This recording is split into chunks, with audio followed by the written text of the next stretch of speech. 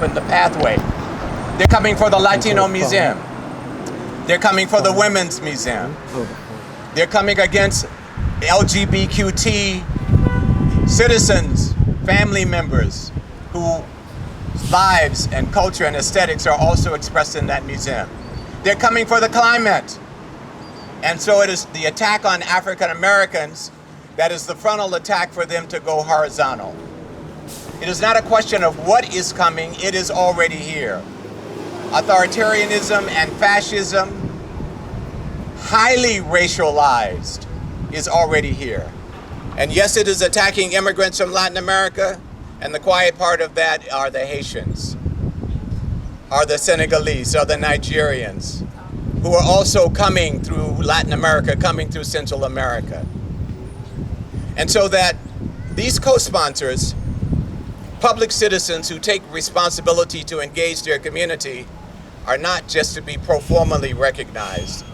They're to be recognized as a collaborating resource with all of us in the defense of all of us, at a time when the Institute for Museum and Library Services is being eradicated. The National Endowment for the Humanities, particularly those sectors that have dealt with the collaboration of community members like Januwa Moja and Nelson to bring the culture as organic artists, as organic sense makers, as organic intellectuals in collaboration with those of universities. Paul Robeson stood as the tallest tree in our forest as a race man. The Council on Africa, 1937, perhaps the first solidarity organization in the United States to relate in that kind of liberation solidarity against African colonialism. Paul Robeson, who stood with the values of the Soviet Union that he saw as a shining new possibility, particularly around national minorities. Don't get it wrong, it was not just an abstract relationship to some notion of socialism or communism, but it was particularly premised on those national minorities, those people who had distinct cultures from the dominant group. Paul Robeson, who went before the House Un-American Activities Committee, who took his passport and said, "Here I stand."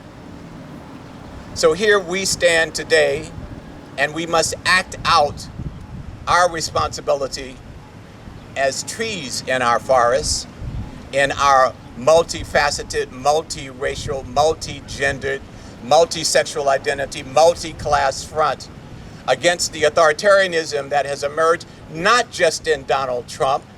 Donald Trump is an expression of the majority of our quote-unquote fellow Americans who voted him in.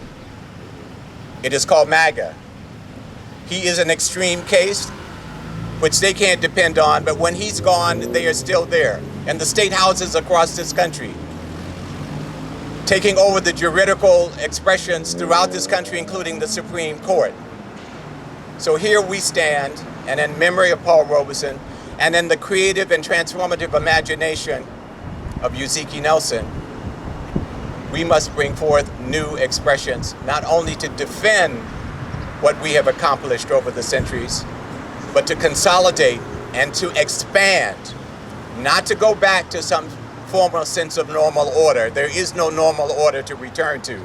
There is only the future of creative expression.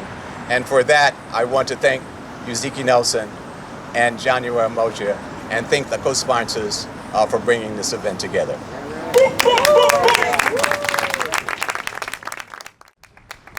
Did you want to say anything? Or do you want me to go now, or do you want? All right.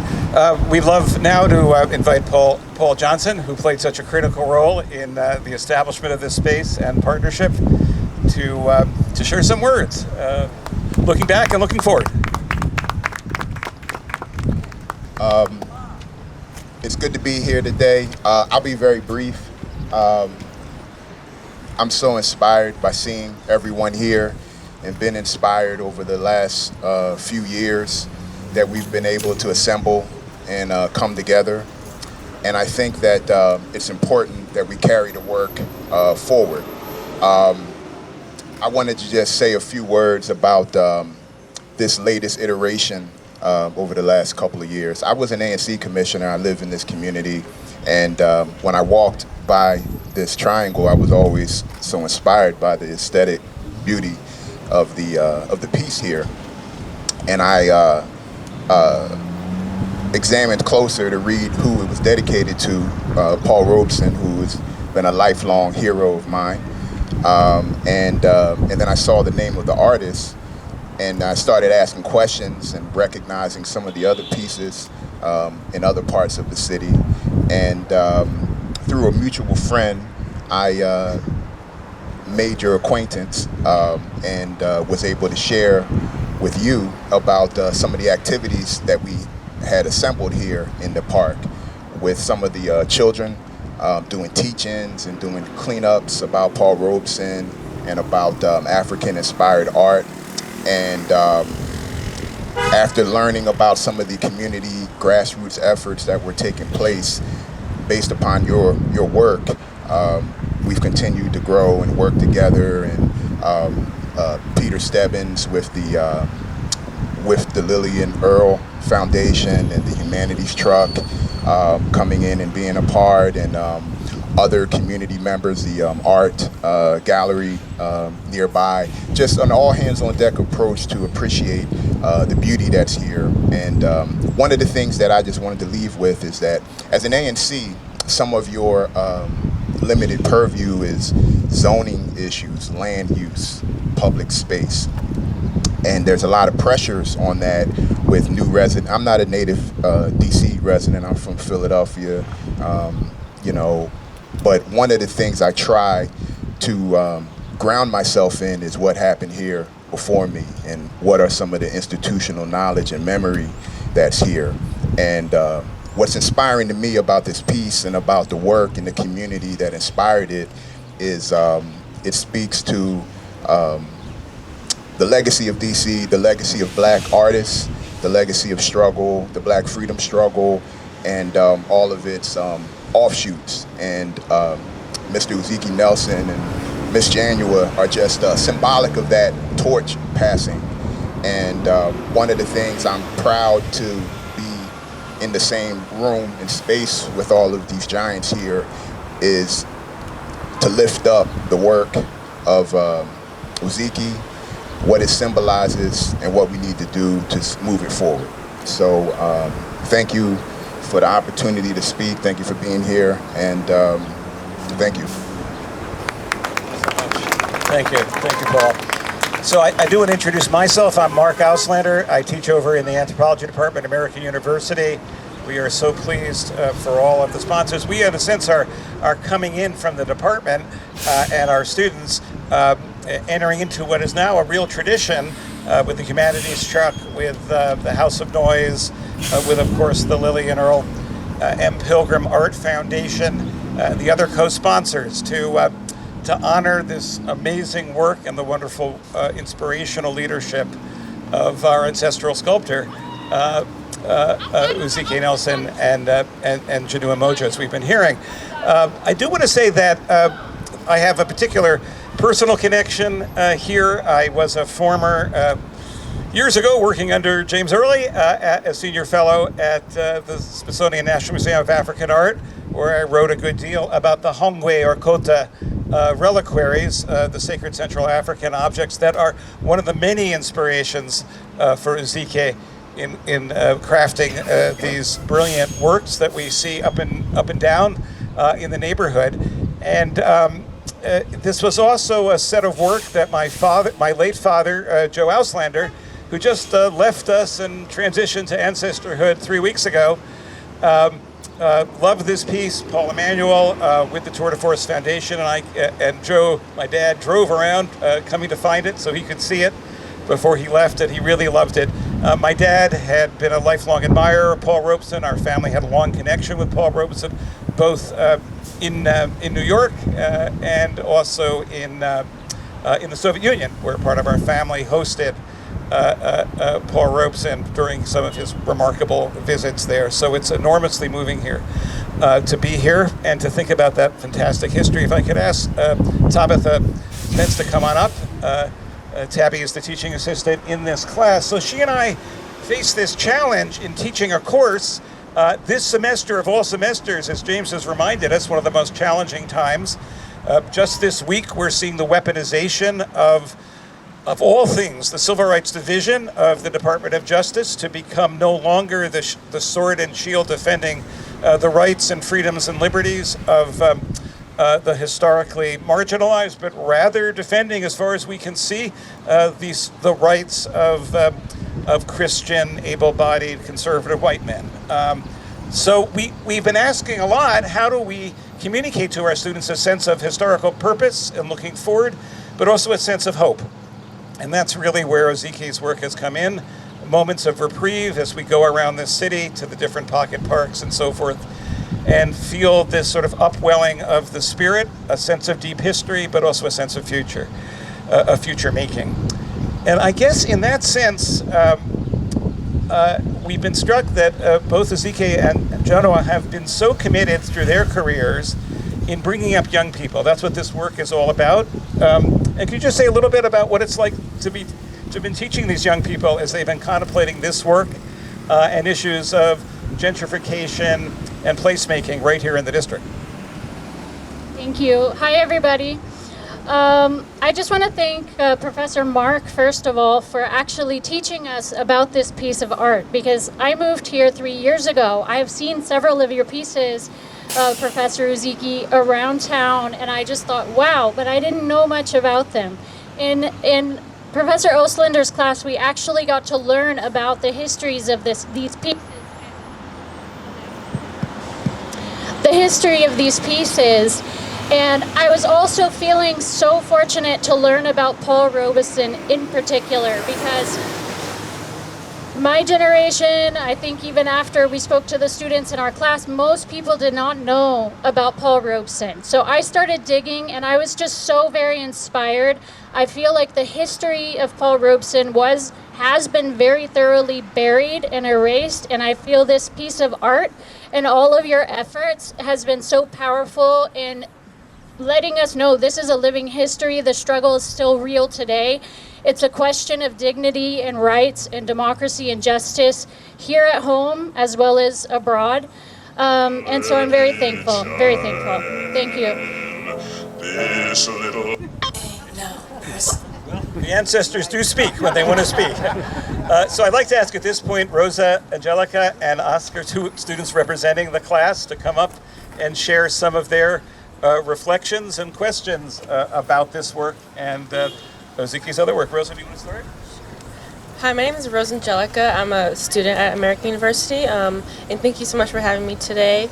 And I think just being here today, being able to honor Mr. Ozike and Paul Robeson in times like this here in this city, in this in this capital, being a daughter of an immigrant and a black man, I think times like this, like celebrations like this, it's important. It's important to have these conversations to not forget.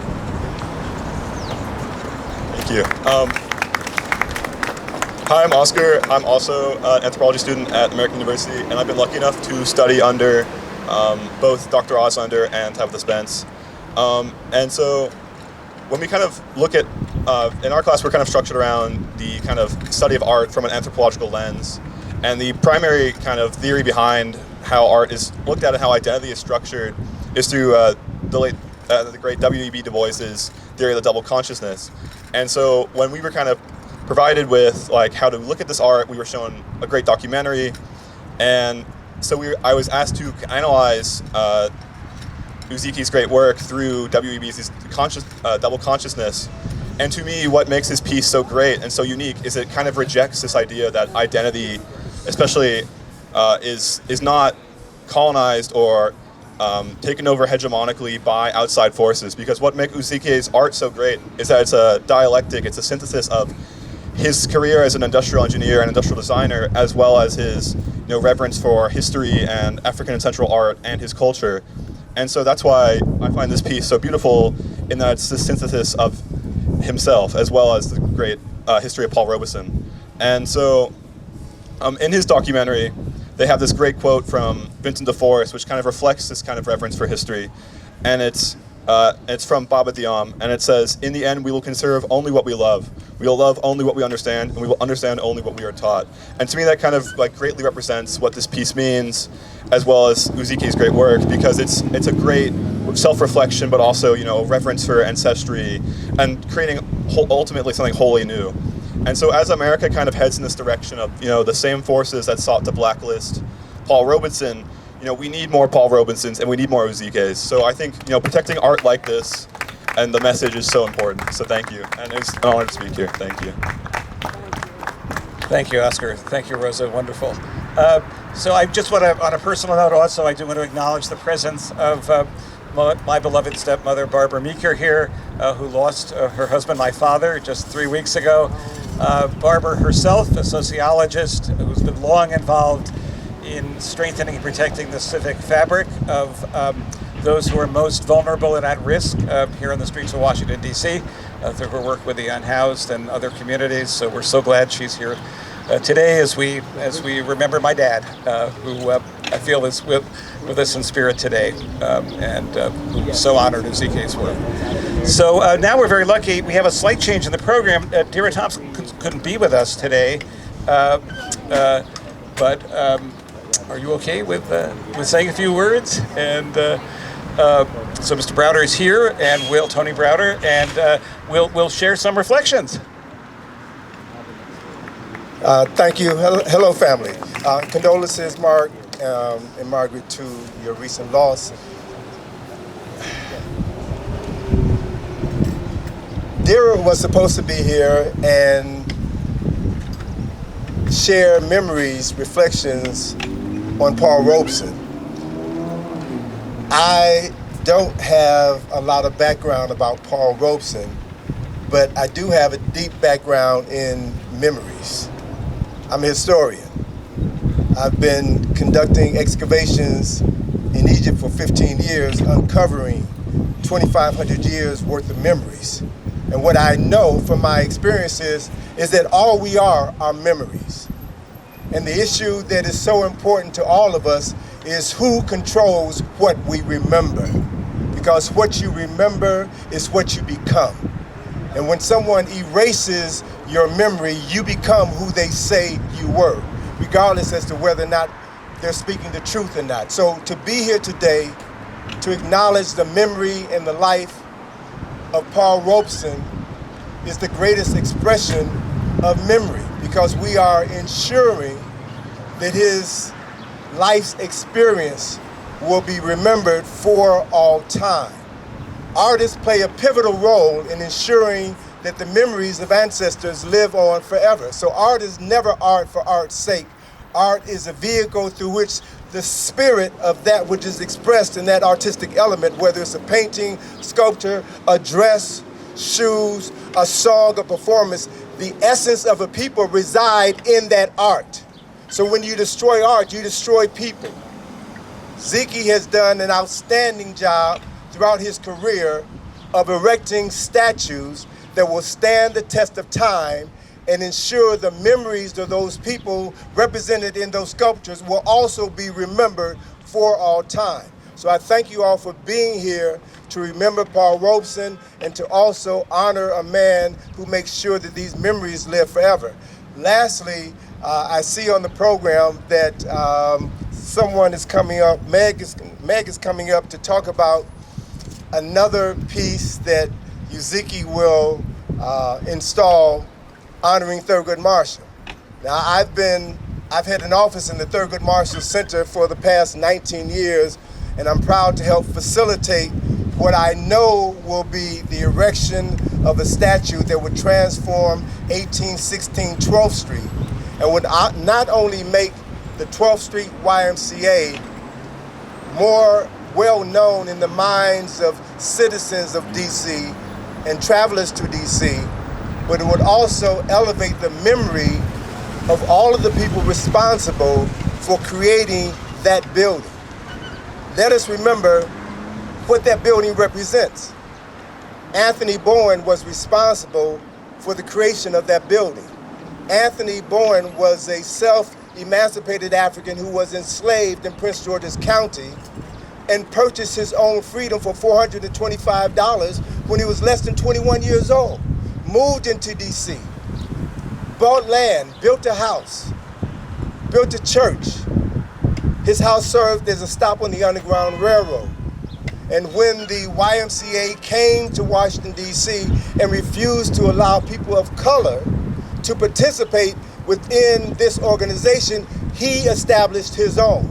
So this building represents the memory of a man who refused to submit to others, diminishing his worthfulness, his power. Let us also remember the people responsible for establishing that building. William Pittman, the son-in-law of Booker T. Washington, the second licensed black architect in Washington, D.C., designed that building. Black folk in D.C. pulled together their pennies, their quarters, and their dimes to pay for the construction of that building. Black masons and black carpenters erected that building. So that building is a testimonial to the undying spirit of a people who would not be suppressed. So to have Uziki's statue stand in front of that building will honor every single person who has ever lived, who had anything to do with ensuring that we would not be erased. Now's the time to raise our voices. Now's the time to be heard. We will not go back to the back of the bus. We will not sit down. We will not shut up. We will speak louder than ever before. Why? Because the ancestors have our back. And with the ancestors behind us, there's nothing that we cannot do, because everything that we've done because of their support and their inspiration. Come to the Thurgood Marshall Center, see the new John Henry Clark Enhanced History Project, which we just installed a couple of weeks ago, and continue to understand the value of history and remembering the lives of those who are no longer here, but to understand that they live on in us. Thank you, Ziki. Thank you, Mark. Thank you, Januwa. Thank you all.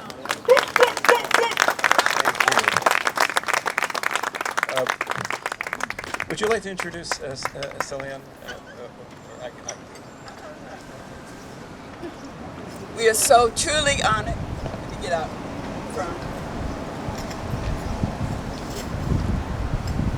This is going great. Truly honored to introduce the beautiful spirit. I met her when Busboys and Poets first opened, and CeLilliane proclaimed herself as a poet, and she proudly presented beautiful works to the community during that time since then. So we are so very fortunate to ask CeLilliane Green to step up, join us, and lead us forward. In the spoken word.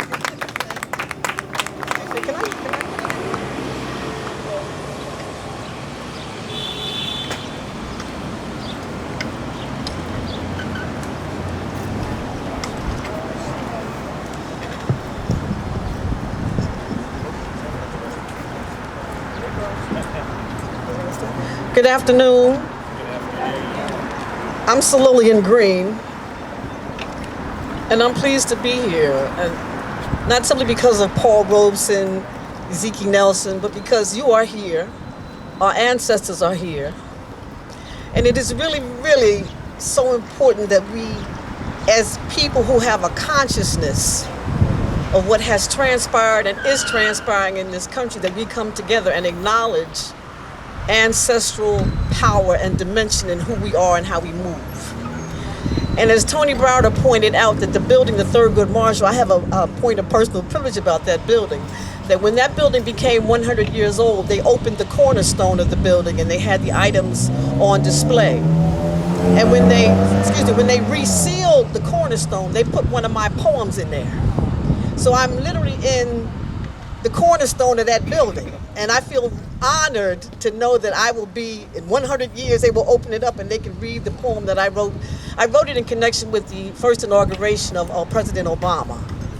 And that's a really powerful building. That's a space built for and continues to benefit people of African descent. And this, I know that people often say the people of color, but what was happening in this country was to black people. We need to be really clear. What was happening and what was done to demoralize and diminish us was done to black people. And yet we are still here. We are still here. And I was asked to do 2 poems that I've done in the past, and I would like to do those. But I want to do a little bit of a poem that I wrote when the National Museum of African American History and Culture opened. And it's called The Present.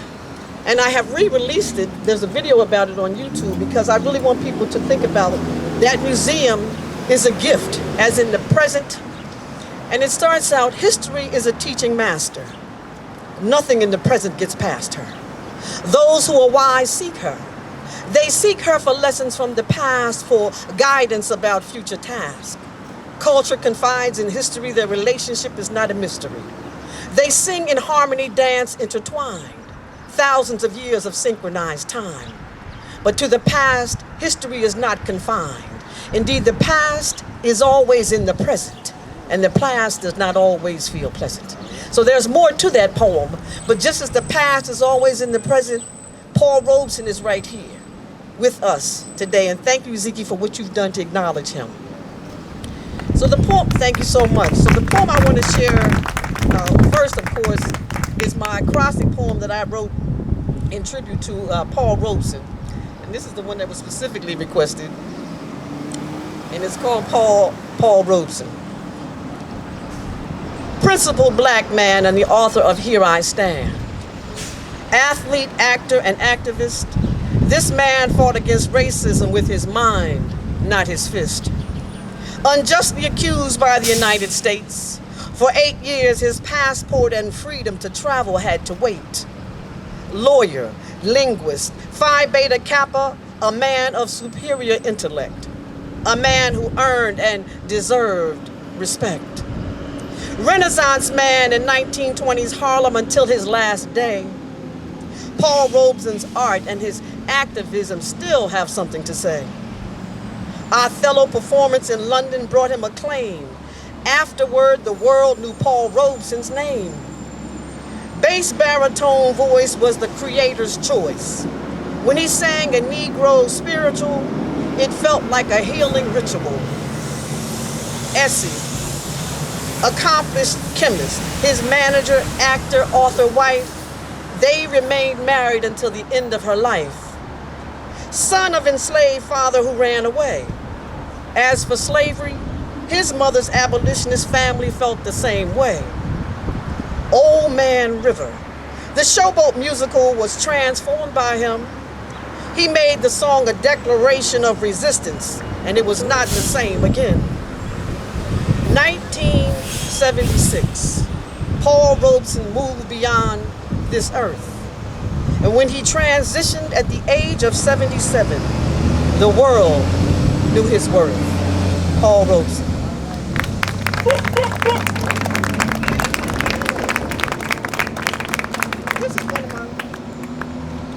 This next poem is entitled Crossroads. And I wrote this several years ago, but I think we continue to be at that space in this country. Crossroads. Let's go. Crossroads.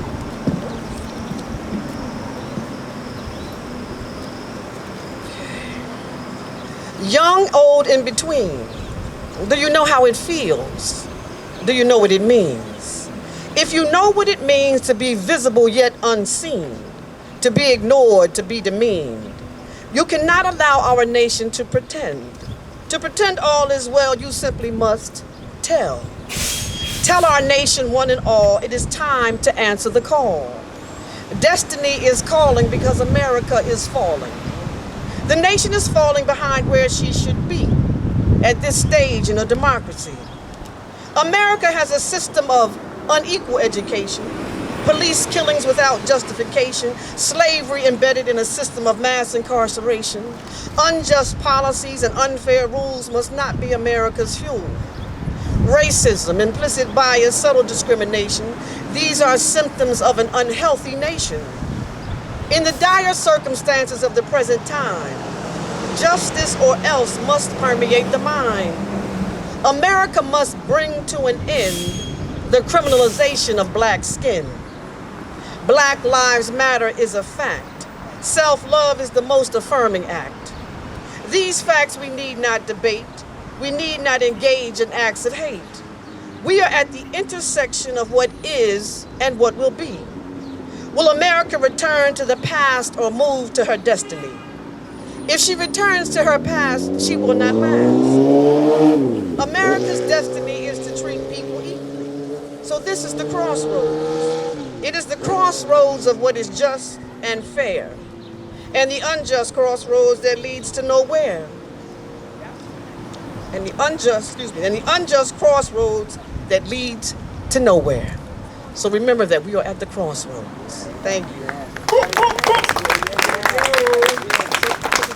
So the last poem is for all of you to take with you. So when you see me, for sure, but when you see black people, you need to think about them as perfectly black. And this poem is entitled "I'm Perfectly Black." It is based on a notice that was posted in the African American Museum in 1853 for a black man named James Richard Lowe, who took his freedom from a man named James Belt. And James Belt, in the notice that he posted to recapture him, described him: 28 years of age, a full suit of hair, a missing tooth, and perfectly black. He literally wrote in the notice to recapture him that he was perfectly black.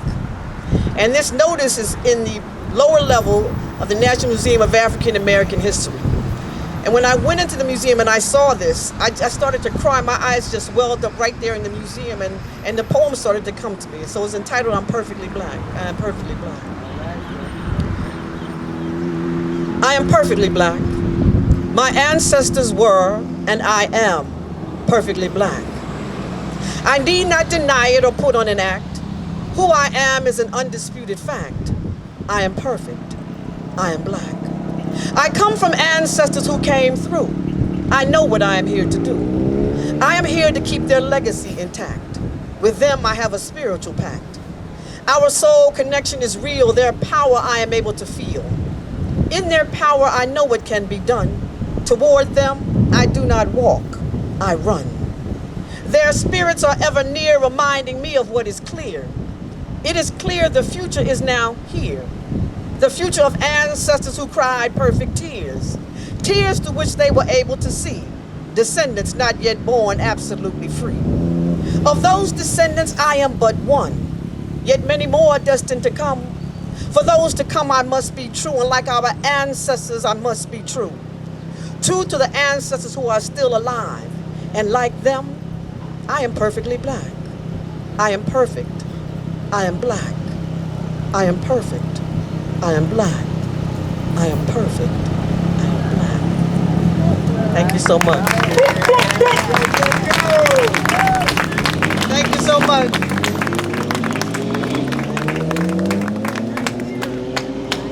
Thank you. Thank you for those inspirational words of praise and hope. I will mention on the theme of the poem of the crossroads, not only, of course, do we stand at this crossroads space, but this wonderful sculpture is in so many ways an embodiment of Ozike's fascination with crossroads. We invite you all, before you leave the park, to go behind to the other side to see an equally beautiful and fascinating face in the great tradition of Hongwe reliquaries and other great important works that honor the ancestors. There are two faces that face in two directions, perhaps towards the land of the living, towards the land of the ancestors. Nobody really knows who wrote it, the earliest recordings were of an African-American incarcerated man in Texas singing the song in the 1920s. But that song's been sung throughout the 20th century in various social movements, all the way up, certainly memorably, in Charlottesville as the neo-Nazis were marching not too long ago. So here we stand in these very troubling moments.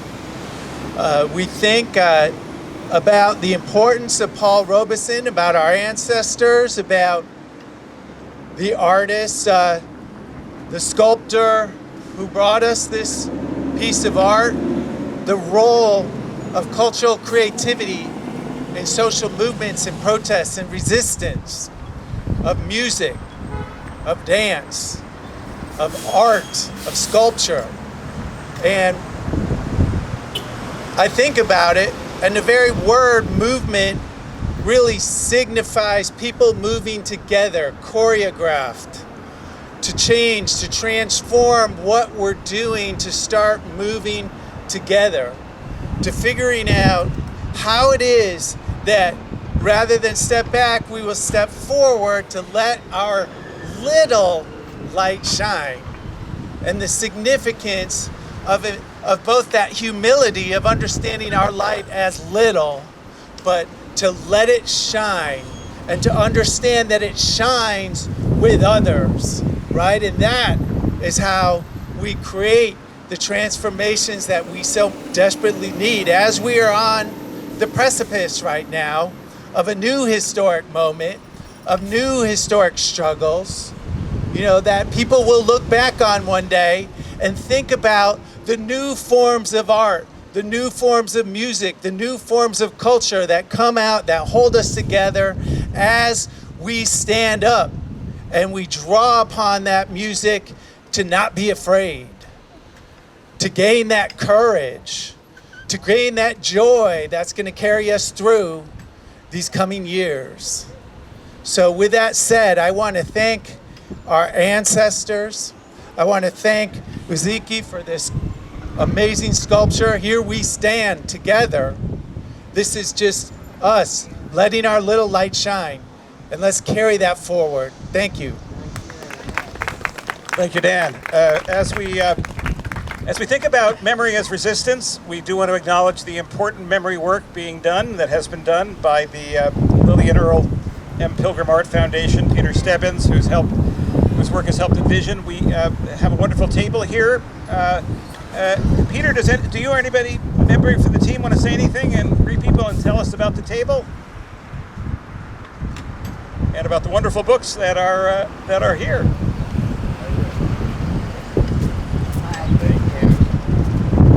Hi, I'm the director of the Lillian Earl M. Pilgrim Art Foundation. Earl Pilgrim's artwork is behind you on those 3 traffic boxes. We were established in 2016, the last year of Lily's life, and we're dedicated to promoting the visual art of the African diaspora, artists who don't achieve recognition during their lifetimes, and best practices in placement of artworks. And the table has a variety of books related to Paul Robeson and related to diaspora and related to genocide. And the key book that I wanted to bring today was on the shelves at one bookstore in town, Politics and Prose. It disappeared when I got there, and it's on back order. And it was published last fall, and I just want to read what that book is about. It's We Charge Genocide Redux. So Robeson's case of genocide brought to the UN in 1951 on my birthday, June 29, is Xerox and available back there, and you can find it online. And then previous years we brought that book, We Charge Genocide.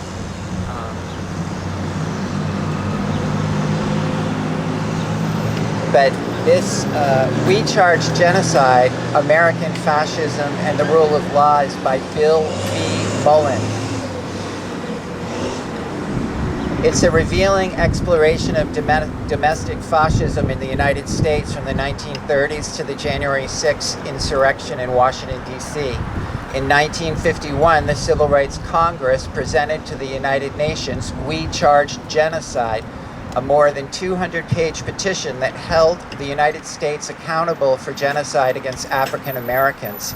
This landmark text represented the dawn of Black Lives Matter and is as relevant today as it was then, as evidenced by the rise of white supremacist groups across the nation, Picking up where Angela Davis's 1971 essay, Political Prisons, Prisons and Black Liberation, left off, We Charge Genocide reveals how the United States legal system has contributed to the growth of fascist states and fascist movements domestically and internationally. American Studies scholar Bill V. Mullen contends that the preservation of white supremacist world order and the prevention of revolutionary threats to that order structure the discourse and practice of U.S. fascism. He names this fascist modality the counter-revolution of law, in tribute to the radicals of the American left such as George Jackson, Angela Davis, Herbert Marcuse, and the Black Panther Party, who perceived the American state's destruction of revolutionary groups and ideas as a distinctive form of American fascism. Mullen argues that U.S. law, particularly U.S. race law, has been an enabling mechanism for modalities of fascist rule that have locked historic blocks of non-white populations into an iron cage of legal and extra-legal violence. To this end, We Charge Genocide offers a legal historiography of U.S. racism in law's capacity to legitimate and sustain racial domination. By recovering the legacy of important organizations such as the Civil Rights Congress and Black Panther Party, which have both theorized and resisted American legal fascism, Mullen demonstrates how their work and critical theorists like Davis, Marcuse, Jackson, Walter Benjamin, and Ernst Fraenkel illuminate the threat of American legal fascism to its most vulnerable racialized victims of state violence in our time. Fantastic. Thank you, Peter. And everybody, check out all the books. Now, if you look at on the second line of the program, you will see the website for Tour de Force DC. And we owe the foundation, the Tour de Force Foundation, a good deal. This project that's online that you'll see if you go to that blog, developed with Paul Emanuel, a visiting artist and Fulbright Fellow who's also with the foundation. It's a wonderful guide the students have been working and contributing to, culminating in Uzike's work. But we have a hope, as you've been hearing, as Tony was discussing, that one of Uzike's most important works, which commemorates Thurgood Marshall, which some of you will remember from the Anacostia Community Museum, previously directed by James Early, is currently in a resting spot, and we hope to bring it back to a place of honor at the Thurgood Marshall Center. And here to tell us a little bit about that process is the director of the Tour de Force Foundation, Meg Clerc. Thank you so much. My name is Meg Clerc. I'm the founder and director of Tour de Force. And of course, I had prepared some remarks, and I'm so blown away by this moment that all I really want to say now is thank you. I feel like I came to a birthday party and I'm the one receiving all the gifts. Thank you for this gift of community, the gift of your spirit, this gift of your activism, the activism that you've amplified, Paul Robeson's activism. And thank you so much for your voice, for using your voice, your artistic voice, your voice for justice. It's really a beautiful gift to our whole community and to me personally. Thank you. Thank you also for the beautiful poetry. I mean, all of these gifts have just been amazing. We, as has been mentioned, Tour de Force, we're very, very grateful to be able to be a loudspeaker for other people's voices. And we are here to support, as many of you know, this is a photograph of Uzike Nelson's. It's called Real Justice in the Spirit of Thurgood Marshall. A beautiful sculpture that was in front of the Anacostia Museum for years. And we are trying to find a home for that statue at the Thurgood Marshall Center in Shaw. We think it's the perfect place. As many people have said today, we desperately need to amplify voices for justice, especially now. Please follow us on Instagram, Facebook. The website is here. It's on the sheet. We will be putting out all kinds of ways that you can support, collaborate, volunteer, help us to organize this, the installation of this statue in its new home. Thank you so much. Thank you, Meg, and we look forward to gathering once the statue is installed down in Charlotte. Now, before we hear from the voice of Paul Robeson himself, would Ezike, would you, and Januwa, would you care to come up and say a few words?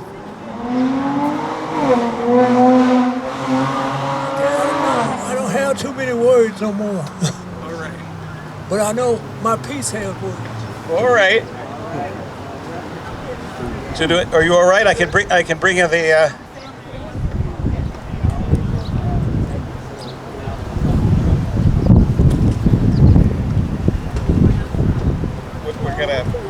We're gonna hear a little bit from you, and then we're gonna play. You're not sitting down? Okay. And then we're gonna hear This Little Light of Mine, and our hope is that as we listen to This Little Light of Mine and maybe sing along, that we will be able to join hands in a circle of strength and love. I wanted to say how honored and grateful I am today in this moment with all the faces that I see out there. Thank you for all who participated just by your presence. Thank you to my husband, Ezike Nelson, for being a visionary and having the wherewithal during that time. He erected this piece about 25 years ago when we first came up here. I'm considering this piece as a sacred space. This space can be utilized in many ways with many families. You don't have to wait until we celebrate this again. You can come up and have a birthday party, a baby shower, recognizing whoever you want to. But keep the sculpture in mind because this is a living entity, as culture is. If we don't participate, culture will disappear. Art is an expression of the culture. So I've been called to join forces with this man 47 years ago. It's been a beautiful journey. We've traveled throughout, and wherever we've been, we've picked up a piece of energy to bring with us and take it home and create again. So as you see me struggling to move around, as long as I got breath, I'm going to continue to speak through the art. And so is Ezike. Thank you, everyone. Thank you. Thank you, everyone, and we really honor and appreciate today. Today, they said it was going to rain, but we held back. It may rain later on, but not on now. And James, thank you so much. This man is so brilliant, and and my friend Deera Tompkins said, I heard it's on her way, but maybe she'll be here for this little light. So our request for those who can stand, or we maybe all come together, is that we come together and hold hands as we hear from Paul Robeson and as we hear to honor Ezike's wonderful work.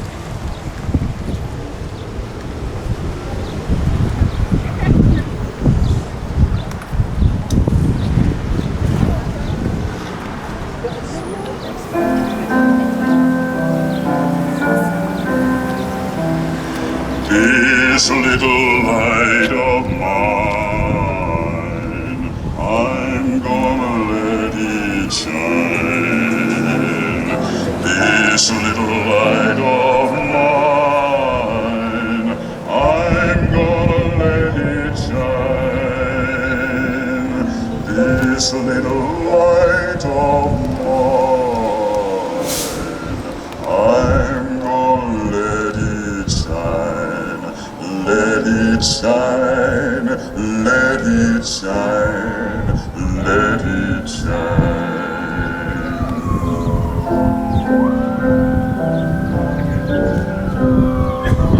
Everywhere I go, I'm gonna let it shine. Everywhere I go, I'm gonna let it shine. Everywhere I go, I'm gonna let it shine. Let it shine, let it shine, let it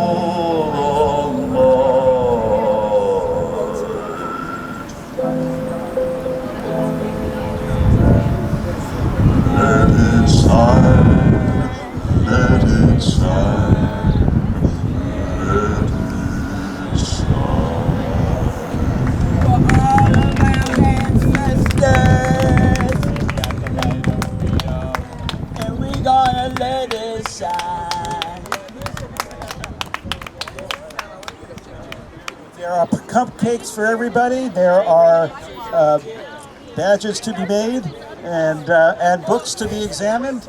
And keep looking at the artwork from all sides. Thank you, everyone.